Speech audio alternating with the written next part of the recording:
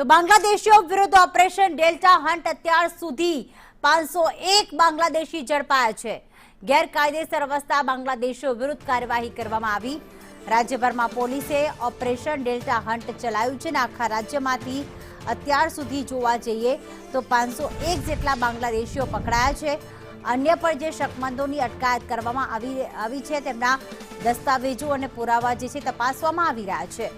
હવે આ 501 બાંગ્લાદેશીઓને ડિપોર્ટ કરવામાં આવશે, તેમને પોતાના દેશ પરત મોકલવામાં આવશે।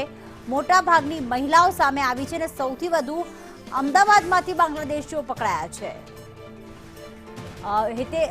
હિતેન વિઠલાણી અમારી સાથે લાઈવ જોડાઈ ગયા છે। હિતેન, 501 નો આંકડો સામે આવ્યો છે, પરંતુ હજી પણ કેટલાક શકમંદોની પુરાવા દસ્તાવેજોની તપાસ કરવામાં આવી રહી છે। અલગ અલગ જિલ્લામાંથી કેટલા બાંગ્લાદેશી પકડાયા?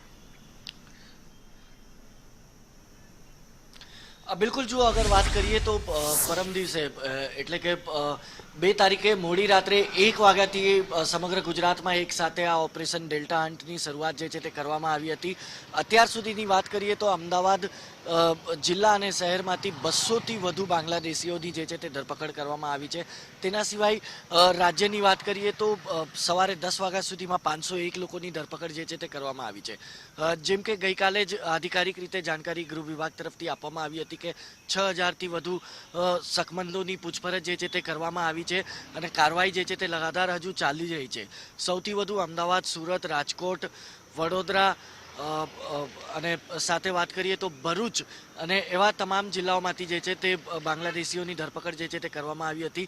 હાલાકી આધિકારિક તौर પર જિલ્લા વાઇઝ આંકડો હજુ આવ્યો નથી, કારણ કે ગુજરાત પોલીસની કાર્યવાહી જે છે તે તમામ જિલ્લાઓની અંદર જે છે તે ચાલી રહી છે। કચ્છ હોય, મહેસાણા હોય કે ભરૂચ હોય કે પછી અન્ય કોઈ જિલ્લો હોય, આ તમામ જિલ્લામાં પણ ગુજરાત પોલીસની કાર્યવાહી જે છે તે ચાલી રહી છે।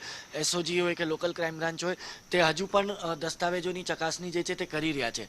આવનારા હજી 24 થી 48 કલાક આ ઓપરેશન ચાલુ રહે અને ત્યારબાદ કોઈ એક ઓફિશિયલ આંકડો જે છે તે સામે આવી શકે છે કે સમગ્ર ઓપરેશન દરમિયાન કેટલા બાંગ્લાદેશીઓની ધરપકડ કરવામાં આવી છે। પણ તેના જ સાથે વાત કરીએ તો અત્યારે જે પ્રોસિજર ચાલી રહી છે તેમાં જે અત્યાર સુધી 501 લોકોની જે ધરપકડ કરાઈ છે તેમને પોતપોતાના જિલ્લાના ડિટેન્શન સેન્ટરમાં રાખવામાં આવ્યા છે અત્યાર સુધી, અને જ્યારે આ સમગ્ર પ્રક્રિયા પૂર્ણ થશે ત્યારબાદ વિદેશ મંત્રાલયનો સંપર્ક કરીને આ તમામને ડિપોર્ટ કરવાની કાર્યવાહી જે છે તે કરવામાં આવશે। તમને યાદ હશે કે ગયા વર્ષે પણ આ જ પ્રકારની કાર્યવાહી જે છે તે કરવામાં આવી હતી અને 3 થી 4 મહિના બાદ કાર્યવાહી પૂર્ણ થયા બાદ કેવી રીતે વડોદરાથી સ્પેશિયલ પ્લેનના મારફતે ગુજરાત સરકારે તમામ બાંગ્લાદેશીઓને બાંગ્લાદેશ પરત ડિપોર્ટ કરવાની કામગીરી જે છે તે પૂર્ણ કરી હતી। તેવી જ રીતે આ વખતે પણ તે કામગીરી જે છે તે પૂર્ણ કરવામાં આવશે। હજુ પણ 24 થી 48 કલાક આ કાર્યવાહી જે છે તે ચાલશે અને તમામના દસ્તાવેજ ચકાસણી પૂર્ણ કર્યા બાદ જ એક આંકડો જે છે તે સામે આવશે। તેના જ સાથે સાથે ગુજરાત પોલીસની તમામ જિલ્લામાં બીજી એક ટીમ પણ જે છે તે કામ કરી રહી છે।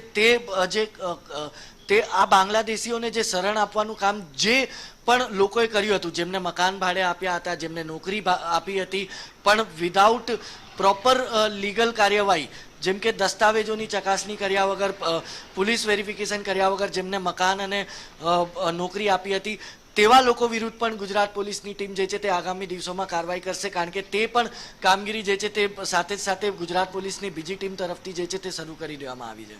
આભાર હિતેન તમામ વિગતો માટે।